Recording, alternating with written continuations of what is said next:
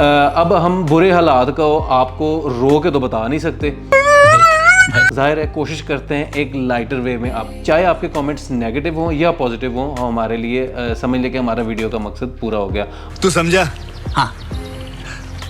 नहीं, तू समझा नहीं। आपको किसी रेजिडेंशियल प्रॉपर्टी में इन्वेस्ट करना चाहिए। समझ लें कि हम एक ही रुख पकड़ रहे हैं, पैसा भी डिवैल्यू हो रहा है और किसी हद तक उसकी जो वैल्यू है वो भी इंक्रीज हो रही है। पैसा ही पैसा होगा। Your gain is our aim. अस्सलाम वालेकुम, MCR मार्केटिंग से मैं हूं जावेद अख्तर। आप देख रहे हैं हमारा यूट्यूब चैनल।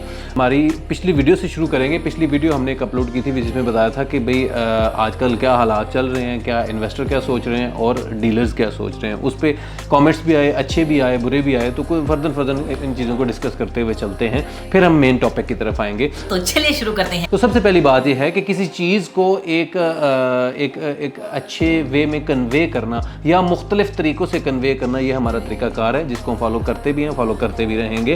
अब हम बुरे हालात को आपको रो के तो बता नहीं सकते, जाहिर है कोशिश करते हैं एक लाइटर वे में आपको कम्युनिकेट की जाए, आपको चीज़ें बताई जाएं ताकि आपको डाइजेस्ट करने में, समझने में आपको आसानी हो। मकसद मुद्दा ये होता है कि आपको चीज़ें समझ आ जाएं। अगर आपको समझ आ जाएं, चाहे आपके कमेंट्स नेगेटिव हों या पॉजिटिव हों, हमारे लिए समझ लें कि हमारा वीडियो का मकसद पूरा हो गया। तू समझा? हाँ। नहीं, तू समझा नहीं। और अगर आपको ये समझ आ गई है तो थैंक यू वेरी मच, आपने पूरी वीडियो देख ली है और कमेंट जो भी किए हैं वो आपका भला हो। अब आते हैं अपनी वीडियो की तरफ। वीडियो हमारी है पैसा ही पैसा होगा। इन्वेस्टमेंट आपको किस में करनी चाहिए, या आपको आया कि कमर्शियल जो इन्वेस्टमेंट है वो करनी चाहिए या आपको किसी रेजिडेंशियल प्रॉपर्टी में इन्वेस्ट करना चाहिए। तो व्यूअर्स, इसके दोनों के, ये नहीं कि कोई भी बुरी इन्वेस्टमेंट है या कोई भी बहुत अच्छी इन्वेस्टमेंट है, दोनों के अपने अपने जो प्रोज एंड कॉन्स हैं। दोनों के डिफरेंट इन्वेस्टर भी डिफरेंट होता है, दोनों का जो बिल्डर है वो भी डिफरेंट होता है। सबसे पहले आते हैं रेजिडेंशियल की तरफ कि रेजिडेंशियल प्रॉपर्टी वो होती है कि जब आप किसी सोसाइटी या किसी भी हाउसिंग प्रोजेक्ट में आप इन्वेस्ट कर लेते हैं या एक अदद प्लॉट या एक अदद फाइल आप ख़रीद लेते हैं, चाहे आप उसको किस्तों में आप उसकी प्राइस पे करें या आप उसको लमसम पे करके आप उसको ख़रीद लें, थोड़ा सा होल्ड करें, होल्ड करके देन अगर आपने सेल भी करनी हो तो आप उसको किसी प्रॉफिट या लॉस पे, ये नहीं कि लाजमी है कि प्रॉफिट पे ही आप बेच रहे हो, लॉस भी हो सकता है, तो आप उसको बेच रहे हो, तो ये होती है आपकी रेजिडेंशियल इन्वेस्टमेंट। उसमें दूसरा वे ये होता है कि भाई आप अपने लिए रख लें, आप अपना घर बना लें, आप अपना जो भी आपने कंस्ट्रक्शन करनी है वो उसके ऊपर कर लें।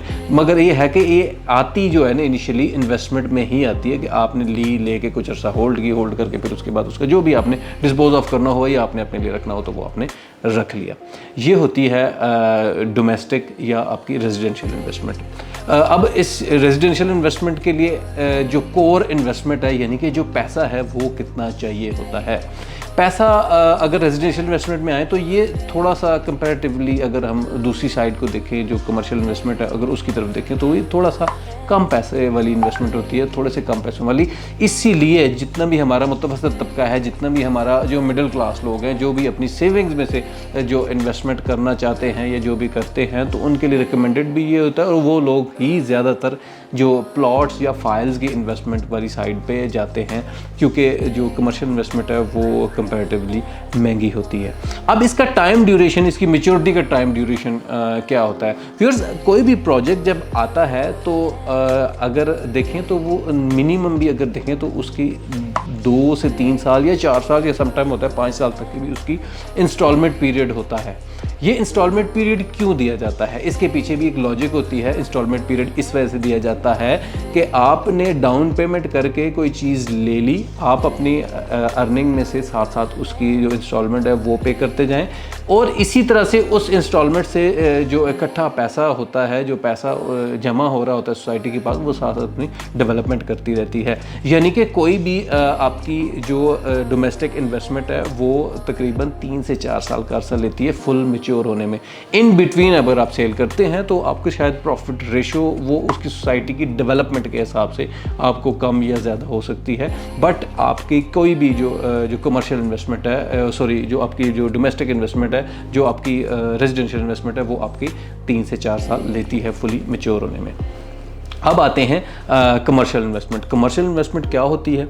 कमर्शियल इन्वेस्टमेंट ये एक कोई ऐसा प्लॉट, कोई भी ऐसी जगह जो कि किसी हाउसिंग प्रोजेक्ट के अंदर हो और उधर आप किसी कमर्शियल प्रोजेक्ट में आप इन्वेस्ट करने जाएं, आप कोई शॉप ले लें, आप कोई अपार्टमेंट ले लें, आप अपने कोई ऑफिस की स्पेस ले लें, समथिंग लाइक दैट, आप किसी ऐसी जगह में आप इन्वेस्ट कर लें।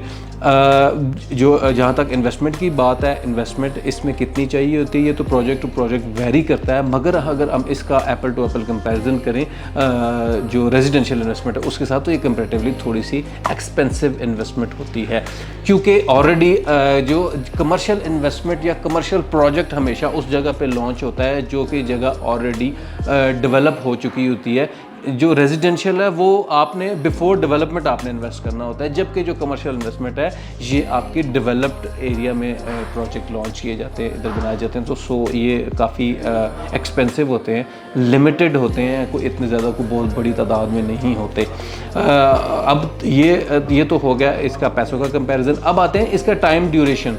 टाइम ड्यूरेशन इस पे कितना लगता है? नॉर्मली अगर कोई एक एवरेज अगर देखें, कोई अगर 8 से 10 मरले का अगर कोई कमर्शियल प्रोजेक्ट हो, या अगर कनाल का भी ले लेते हैं, तो उस प्रोजेक्ट को इनिशिएट होने से लेके बनने तक एटलीस्ट 2 से 2.5 साल का अरसा लगता है। इतने ही अरसे में उसके जितनी भी आपकी जो पेमेंट है उसका ड्यूरेशन होता है, उस ड्यूरेशन में आप अपनी पेमेंट को पे ऑफ करते हैं, देन आपकी प्रॉपर्टी वो आपके नाम पे ट्रांसफ़र हो जाती है, और देन उसके बाद आप उसको चाहे रेंट पे करें या चाहे आप उसको जो भी उसका करना चाहिए आप डिस्पोज ऑफ कर दें, क्योंकि जो भी प्रॉपर्टी है वो आपको असल जो उसकी जो वैल्यू है वो तब निकलती है जब वो टेंजेबल फॉर्म में आ जाती है, जब वो फुली डेवलप हो जाती है। अगर आपने कोई शॉप ले ली, आपने अपार्टमेंट ले लिया, आपने ऑफिस ले लिया, आपने कोई हॉल ले लिया, कुछ भी ले लिया आपने, तो वो जब टेंजेबल फॉर्म में आएगी देन उसकी प्रॉपर मार्केट असेसमेंट या उसकी मार्केट प्लेस आपको पता चल जाएगी कि भाई आपने एक चीज़ 1 करोड़ की अगर ली है तो अभी आपने कोई 2 साल 2.5 साल पहले ली थी, तो अभी इसकी वैल्यू कितनी है, आया बढ़ गई है या कम हो गई है। ऑब्वियसली जो कमर्शियल इन्वेस्टमेंट है वो बहुत कम रिस्की होती हैं, ज़्यादातर उनकी वैल्यू ऐड ही हो रही होती है, क्योंकि उसमें आपकी लैंड कॉस्ट के साथ साथ जो कंस्ट्रक्शन कॉस्ट है वो ऐड हो रही होती है। और मौजूदा इन्फ्लेशन के दौर में अगर देखें तो जो कमर्शियल इन्वेस्टमेंट है वो कंपैरेटिवली सेफ़र है, क्योंकि जो जितने भी जो कंस्ट्रक्शन कॉस्ट है वो डे बाय डे इंक्रीज़ हो रही है। तो सपोज़ अगर आपने एक 20 लाख की अगर आपने एक शॉप बुक करवाई थी आज से 2 साल पहले, तो जब आज की उसकी जो कंस्ट्रक्शन कॉस्ट है तो सिर्फ कंस्ट्रक्शन कॉस्ट ही, लैंड कॉस्ट को छोड़ दें, जो कंस्ट्रक्शन कॉस्ट है वो ही शायद 20 लाख हो चुकी हो। तो अगर ये कह दें कि भाई आपको प्रॉफिट हो रहा हो, या ये प्रॉफिट हो रहा है उस 20 लाख की इन्वेस्टमेंट पे, या पैसा डिवैल्यू हो रहा है, तो वो समझ लें कि ये दोनों बातों का समझ लें कि हम एक ही रुख पकड़ रहे हैं। पैसा भी डिवैल्यू हो रहा है और किसी हद तक उसकी जो वैल्यू है वो भी इंक्रीज़ हो रही है। पैसा ही पैसा होगा। अब इन्वेस्टमेंट किस में करनी चाहिए? हमने आपको इनके 2 तरह के आपको कंपैरिजन आपको दे दिए कि अगर आपके पास पैसा थोड़ा है और आप लॉन्ग टर्म इन्वेस्ट करना चाहते हैं तो आप रेजिडेंशियल वाली साइड पे जाएं, और अगर आप थोड़े कम टाइम के लिए इन्वेस्ट करना चाहते हैं और आपके पास पैसे ज़्यादा हैं तो आपको कमर्शियल वाली साइड पे जाना चाहिए। ये चॉइस हमेशा कस्टमर की होती है। हमने सिर्फ आपको इस चैनल के ज़रिए सिर्फ आपको बता देना होता है कि आपको क्या काम करना चाहिए या क्या काम आप कर सकते हैं इतनी अमाउंट में या इतने ब्रैकेट में। ये बड़ी अच्छी बात कही आप। अमाउंट्स डिस्क्लोज नहीं की जा सकती, क्योंकि ज़ाहिर है हर एक का अपना अपना ब्रैकेट होता है, हर एक कस्टमर का अपना अपना ब्रैकेट होता है। उसके लिए हमारे जितने भी ये सोशल मीडिया प्लेटफॉर्म्स हैं वो हाजिर हैं, या स्क्रीन पे नंबर आ रहे होते हैं, आप किसी भी टाइम पर रब्ता कर सकते हैं। इस चैनल पे अगर आप नए हैं, इस चैनल को सब्सक्राइब करें, लाइक करें और अपने सर्कल में शेयर करें, ताकि इसी तरह के ट्यूटोरियल्स और भी आगे भी बनते रहेंगे, वो भी आपके साथ इंशाल्लाह शेयर होते रहेंगे। वीडियो देखने के लिए बहुत शुक्रिया। इंशाल्लाह अगली किसी वीडियो में मिलेंगे, तब तक के लिए अल्लाह हाफ़िज़।